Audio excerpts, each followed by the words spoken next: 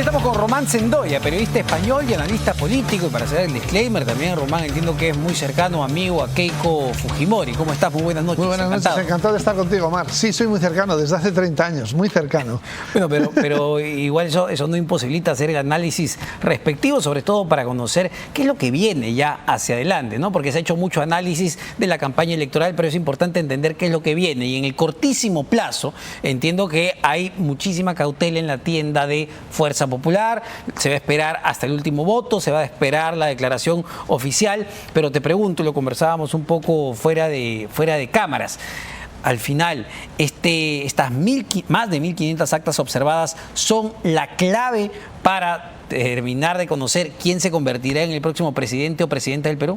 Sí, bueno, vamos a ver, todos los votos son los que hacen al presidente del Perú, desde el 1 hasta el 9.200.000 y pico o el que sea, todos. Lo que pasa es que al final se va depurando el conteo y se le va atribuyendo la victoria a un voto determinado. Pero al final tú ganas si has conseguido la mayoría de los votos de los peruanos. Eso es, de los que viven aquí y de los que viven fuera, que no son extranjeros, son peruanos. La diferencia es tan peruano el Papa que vive en el Vaticano, que no ha votado porque estaba en España y no se fue al consulado en Roma, pero es tan peruano el que vive en Chiclayo con el que vive en Juvenil, el que vive en Puno o el que vive en Buenos Aires. Son peruanos. Y al final, la suma de todos los votos de todos los peruanos, al final, cuando cuentas todos, da un presidente. Pero tú llegas a la presidencia desde el voto 1 hasta el voto último.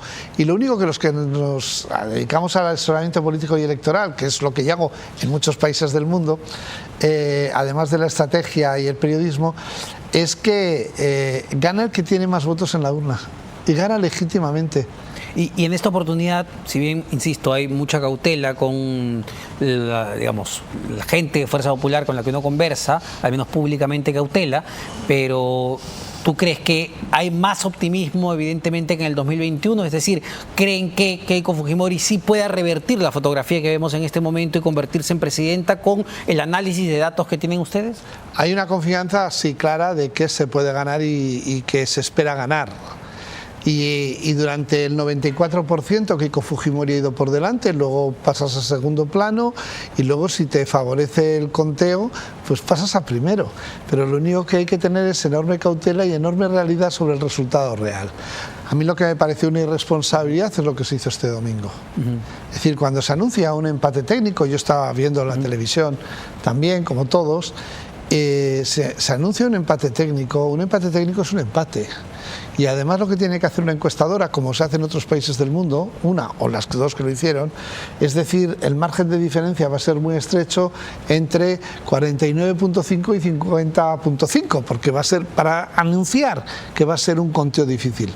Teniendo margen de error de 1.9, lo que tú no puedes decir es quién gana, porque tú mismo te estás reconociendo que lo que estás diciendo con el margen de error puede ser falso. ¿Eso qué genera? Si hay mucha responsabilidad y mucha calma por parte de todos, es el comunicado que leyó Keiko Fujimori diciendo, oiga, aquí no hay ningún ganador, esperemos. Y Román, en honor a la verdad, las dos encuestadoras que salieron el día domingo, tanto Datum como Ipsos, Urpi Torrado como Alfredo Torres, lo que dijeron públicamente esa noche era: es imposible decir quién ha ganado, es imposible. Aquí lo que hay es un empate técnico. Si bien Roberto Sánchez puede estar arriba de Keiko en la fotografía, hay un empate. Bueno, vamos a ver, es que se contradicen ellos mismos. Yo entiendo que Urpi está en un momento difícil por el fallecimiento al día siguiente de Manolo, a que le transmito mi más sincero pésamo, y conocí mucho a su papá, pero vamos a ver, si tú dices que hay un empate técnico y cualquiera puede estar arriba, no digas quién está arriba, porque no es real, es una hipótesis tuya. Y tú estás adquiriendo una responsabilidad de que hay gente que se cree, como alguno se creyó, y tuvo un orgasmo presidencial en un balcón en el que durante X minutos Roberto Sánchez fue el presidente y se sintió y miró por encima de las estrellas y levantó el sombrero. No es verdad. Era una expectativa de alguien en el que él mismo dice, puede haber un error, pues es mejor no equivocarte en público y decir, según el conteo que hemos hecho, no se sabe quién ha ganado, van a ir muy apretados y esperemos al momento final. Ya, entiendo el punto y puede ser, no lo he visto, al menos en las elecciones en Perú, que se haya dado ese caso. Cuando se hacen los conteos rápidos, se publican con exactitud las cifras y, a ver, creo que si ambas encuestadoras dicen, oigan, no hay un ganador claro aquí, el margen es muy pequeño, el margen era en un caso de 0.6, en otro caso 0.28, el margen de error en un caso era 1%, en otro caso era más o menos 1.9. Exacto. Es imposible, claramente era un empate técnico. Que un candidato decida interpretar eso como una victoria, ya es pues una Bueno, y que hoy hay una rueda de prensa y se diga que el único resultado que toman por válido es el conteo rápido. Claro. No, vamos a ver, y además ahí, como periodista, durante toda la noche, en los especiales de noche, los faldones era el resultado supuesto del conteo rápido. Lo que normalmente, por lo menos en España, hacemos, y en Panamá y en Dominicana, lo que ponemos, muy bien, de vez en cuando recordamos, según las encuestadoras, cuál es el flash de cada uno de los grupos mediáticos. Pero el que es importante es el conteo real, que es el que hace la OMP, en este caso el Ministerio de Interior en España, el Ministerio de Presidencia en Dominicana, que es donde de verdad están los resultados. El resultado es la suma del voto real, no de 1000 actas a boca de urna, que está muy bien para dar una orientación. Es más, en el sentido de que el empate técnico era muy real, tan cierto es que seguimos con el conteo y no sabemos cuánto va a terminar el conteo.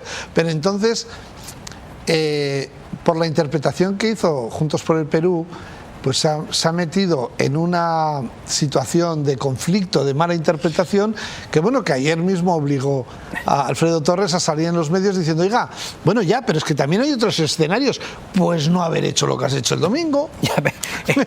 Entiendo el punto, pero de ahí que salga Ernesto Zunini de Juntos por el Perú el día de hoy a hacer toda una conferencia de prensa para decir que van a denunciarlo ante el Jurado Nacional de Elecciones, que lo van a denunciar ante la Defensoría del Pueblo. Hombre, Ipsos y Datum son los que dan el resultado, como tú dices. Pero por supuesto, si para evitar eso lo que tenía que haber hecho Urpi y Alfredo era decir, oiga, hay un empate técnico. Además, en la primera diapositiva que pusieron cuando se hizo el flag, era una banda azul que ponía empate técnico. Sí, claro. Quédate ahí.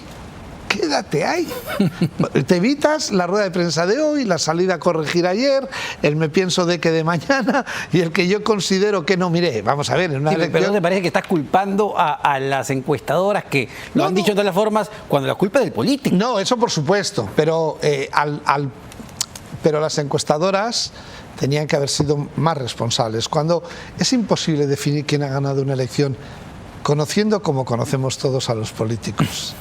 No te metas en el charco de va a estar muy apurado y esperemos hasta el final. No podemos decir más que eso y que va a estar entre 51.5 claro. y 40. Pero ya como analista, ¿tú de dónde crees que viene este exceso de triunfalismo? Porque, por ejemplo, ayer conversábamos con otros analistas, decían, bueno, acá hay un cálculo de preparar la cama si es que el resultado que al final sale no es favorable para Juntos por el Perú. Sí, estoy de acuerdo, están preparando la cama, es más, ya hay carteles de movilizaciones, ¿no? Y además... Desde ayer están llevando a concentraciones y movilizaciones. Pero además, lamentablemente, la sensación instalada de fraude viene desde la primera vuelta por los errores logísticos dolosos que tuvo la primera vuelta, ¿no?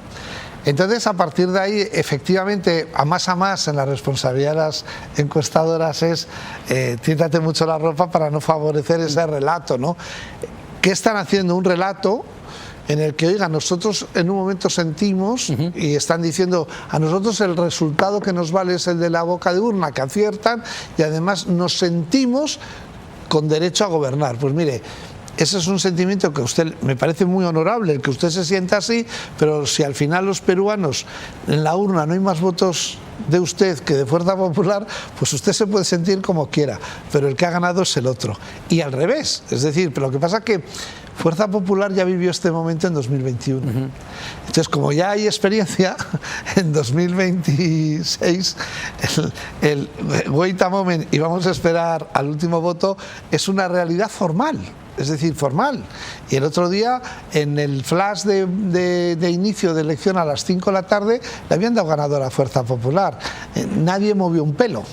Y cuando salió el boca de una, el conteo rápido, tampoco, nada más que no hay ningún ganador y a esperar. ¿Por qué? Porque ya se sabe, porque ya pasó. Ahora, y te pregunto, más allá de quién termine siendo el presidente o presidenta, más allá de quién gane, hay un resultado que se repite.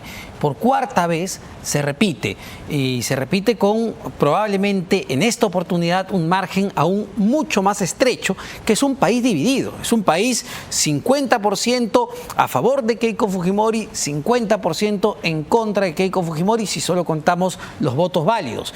¿Cuál debe ser el aprendizaje ya en esta cuarta oportunidad de ganar o de no ganar Keiko Fujimori? Bueno, Keiko Fujimori ha dicho que es la última vez que se presenta, y ya además, en caso de que gane, sus hijas dijeron públicamente que la prestaban al pueblo del Perú por 5 años, ¿no? Esta es la última elección de Keiko Fujimori, con lo cual eso es una realidad. Lo segundo es, en todas las segundas vueltas, en casi todos los países las cosas suelen estar bastante divididas. Además, venimos de una primera vuelta en la que, habiendo 36 candidatos, bueno, al final 35 por el fallecimiento de uno, la segmentación del país es tan grande que no favorece más que pasar a segunda vuelta con un 17% y un 11%. Oiga, no representan, no, es que se dividen los votos entre 35. Sí, claro.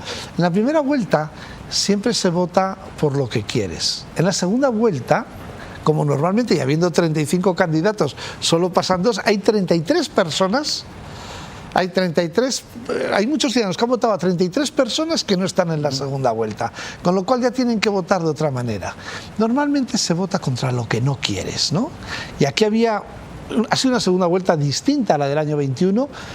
La segunda vuelta del año 21 fue izquierda-derecha, por entenderlo de una manera ideológica, y en cambio esta segunda vuelta ha sido por la sinceridad de Sánchez en la primera semana, diciendo que iba a cambiar la Constitución, que iba a hacer nacionalizaciones, la incorporación inmediata de Antauro Humala, que dijo lo de la guerra contra Chile, prohibir la religión católica y secuestrar al rey de España, son 3 cosas que a cualquier peruano ya le resuelven sus problemas vitales. Presentó un escenario distinto, que era Constitución o Constitución, sistema antisistema, Perú que conocemos, un nuevo Perú alineado con Venezuela y Bolivia. No ha sido un debate de izquierdas y derechas. Carlos Meléndez incluso me pareció interesante su análisis, hablaba de establishment versus anti-establishment para esta etapa. Lo que pasa es que cuando votan 18 millones de peruanos, no hay 9 millones de establishment, no hay 9 millones y no hay 9 millones anti-establishment, no. Es decir, ya le gustaría a un país tener 9 millones de establishment. No, claro, no, es otra cosa. Es un sistema político versus una innovación, un cambio de sistema político. En ese sistema político entra la izquierda, la derecha, los ricos y los pobres, y en ese antisistema también. Y lo hemos visto en los distintos alineamientos de candidatos que ha habido en este sentido, ¿no? Lo que yo creo que a partir del 28 de julio, cuando haya un nuevo Congreso que ya se ha votado y ya existe y que no permite las vacancias como hemos vivido en la última legislatura, un nuevo Senado, que es una novedad en el Perú desde hace muchos años. Y con una correlación de fuerzas muy distinta al Congreso que se va. Sí, no, por eso. Es decir, lo que sí sabemos es eso de que dice, bueno, pues ya lo vacarán. No. Ya no hay vacancias, porque ya hay mayorías minoritarias de bloqueo que no permiten las vacancias. Lo que hay que hacer es un esfuerzo muy grande de unificar el país, pero no solo en el Congreso y en el Senado. Hay que de una vez por todas acabar con la distancia entre Lima y los demás territorios, y hay que acabar también entre las diferencias del sur y el norte y el centro. Yo creo que es una obligación en un mundo globalizado el generar unas dinámicas políticas de entendimiento que funcionen en el país, porque el mayor antivoto que tenía el Perú en la primera vuelta no era el de Keiko Fujimori, es uno histórico que desde 1912, porque fue presidente en 1909, ha hecho que ningún alcalde de Lima haya sido presidente de la República. Y eso es por un rechazo general del resto del país. Entonces, yo creo que en el siglo XXI, en el mundo de la globalización, en el mundo de las comunicaciones, en el mundo pequeño que ya vivimos, hay que hacer que el Perú sea un país integrado. Pero y te pregunto, para integrar a ese Perú totalmente fragmentado, ¿a quiénes debería tender los puentes Keiko Fujimori de llegar a la presidencia de la República? A todos. Pero principalmente, no todos te van a aceptar que tienes. No, pero por ejemplo hay cosas proyecto país. Mira, hay una realidad que se ha vivido lamentablemente, ¿no? Que es la utilización de la justicia como una herramienta política, en la que además de tener a Keiko Fujimori en la cárcel... pero la máxima expresión de eso ha sido pues don José Domingo Pérez, ¿no?, integrándose al por eso, pero por eso era sistema antisistema y no hay ideología. Vamos a ver, el APRA no es que sea de derechas, y menos en su origen. ¿Cómo alguien del APRA puede votar por José Domingo Pérez, que por su actuación como fiscal político llevó al suicidio a Alan García? ¿Cuánta gente que no tiene nada que ver con Keiko Fujimori por una persecución política se ha encontrado en la cárcel y perseguida? Pues una cosa que es necesaria en este país, y además que no se puede utilizar la justicia como un instrumento político, es que hay que hacer la reforma de la Fiscalía y la reforma de la justicia, de la que deberían de participar todos, y que no sea un instrumento que pueda utilizar Keiko Fujimori o su gobierno con la justicia que puedan controlar por ser gobierno contra nadie. Y ahí hay una ventaja: ella es una sufridora de ese abuso y ella ya lo ha pasado suficientemente mal como para tener conciencia de eso. Por eso, ¿crees que si gana, porque no lo sabemos, si gana Keiko Fujimori, sea la oportunidad que tenga, la oportunidad de oro para debilitar realmente a ese antifujimorismo que ha demostrado que todavía está bastante despierto, bastante activo, y se activó sobre todo en la última etapa? Sí, pero podemos ver cómo en esta última etapa y que en estas elecciones se ha presentado una Keiko Fujimori nueva por la experiencia vital vivida, no porque haya una universidad para cambiar. Es decir, que te metan injustamente en la cárcel, que te pierdas la adolescencia de tus hijas, que se muera tu mamá cuando estás en la cárcel, que al salir de la cárcel te divorcies y se muera tu padre. Eso o te destruye o te crece. Y en el caso de Keiko la ha abierto más y la ha hecho una persona más atemperada, más abierta, con una mentalidad mucho más... pero tiene todavía el 50% del país en contra. Sí, pero es que tenía 70. Si tú coges la primera vuelta, y se preguntaba, y coges las encuestas, en el antifujimorismo era del 70. Bueno, pues ya se han bajado 20 puntos, un avance. Ahora, por sus obras le conoceréis, y si gobierna bien, si llega a gobernar, pues igual baja. La fotografía de este año, del 2026, es muy parecida a la del 2021. El final sí, pero de otra manera. Porque, a lo que voy, yo entiendo que puedas tener una política que haya madurado, que esté más curtida, pero el tema no es ese. El tema es qué hago para que los demás entiendan. Pues fíjate, una cosa que puede por fin ser verdad: que gobierne Keiko Fujimori. Porque una de las grandes mentiras es que la que gobierna este país es Keiko Fujimori. Con 20 diputados de 130 no gobierna Keiko Fujimori. Si hubiera gobernado Keiko Fujimori, Sánchez no hubiera sido ministro. Si hubiera gobernado Keiko Fujimori y controlara todos los poderes, no hubiera estado en la cárcel 500 días. Si hubiera gobernado Keiko Fujimori, no hubiera sido presidente ni Castillo ni Dina Boluarte. Es que es mentira. Aquí hay un relato falso que yo no sé cómo la gente se lo come, y se lo come cuando es mentira, porque es evidente y es obvio. Si ella controlara todos los poderes, todo lo que le ha pasado no hubiera sucedido. Por lo tanto, es mentira. Ahora tiene una oportunidad, que es, si llega a ganar y gobierna, demostrar quién es Keiko Fujimori presidenta, porque hasta ahora no ha podido demostrarlo porque nunca ha mandado. Debería, por ejemplo, ya pensando en esa vocación, ese intento de tender puentes, debería dar o convocar al gabinete a gente del progresismo, del centro, no sé, pienso en Jorge Nieto, de presidente del Consejo de Ministros. Bueno, yo no soy quien voy a hacer el Consejo de Ministros, ni soy de fuerza. Te pregunto, no, pero vamos a ver, hemos visto en campaña cómo se ha reunido con Pedro Pablo Kuczynski. Hemos visto cómo en el equipo de técnicos incorpora exministros de Alan García y gente que ha estado con otros gobernantes. Su actitud ya está ahí. Luego llegará el momento, que todavía no se sabe si va a ser presidenta. ¿Cómo vamos a empezar a hacer gabinetes de consejos de ministros si todavía estamos contando los votos? No, eso es el cuento de la lechera. No, ya llegará. Pero la actitud que se ha demostrado en cuanto a equipos técnicos, en cuanto a entrevistas y apertura hacia otras, es una Keiko que en otras veces no había pasado. Es decir, es esa nueva Keiko Fujimori que transmite una hechura más elevada para, yo creo que mejor, porque cuando uno gobierna un país, las sensibilidades de un país son muy diferentes y muy abiertas, y tú tienes que gobernar para todos, no solo para los que te han votado o piensan como tú. Tiene que gobernar para todos, pero además tiene que hacer los consensos. Y, por ejemplo, vuelvo a pensar en el Senado. No le va a alcanzar con los votos de Renovación Popular. Va a necesitar lograr una mayoría mucho más significativa en ese Senado. A mí me hace gracia porque siempre se mira para aquí. ¿Y por qué no se mira para allí? Ella es centro derecha. Puede mirar para aquí y puede mirar para el otro lado. Pero es más, no es que donde mires, tienes que presentar propuestas que los demás se sumen, porque además no vale con uno, efectivamente vale con más. Luego, si vas a gobernar, tienes que hacer eso. Pero esto mismo se lo digo a Sánchez, si va a gobernar, es que tiene que hacer lo mismo. Y ahora, en el caso de Sánchez y en el caso de la izquierda peruana, ¿cómo crees que va a quedar luego de esta elección la izquierda peruana si es que no gana Sánchez? Pues como está siempre. Es decir, Castillo de repente emergió de la nada, Sánchez ha salido de estar con Castillo, pero luego no soy, unos días era de izquierda, luego soy de centro católico y pasado mañana es un marxista de Groucho, como ha demostrado en la campaña, tengo estos principios y si no valen pues tengo este otro programa. Y es que el momento político del Perú no solo para la izquierda, incluso para las derechas.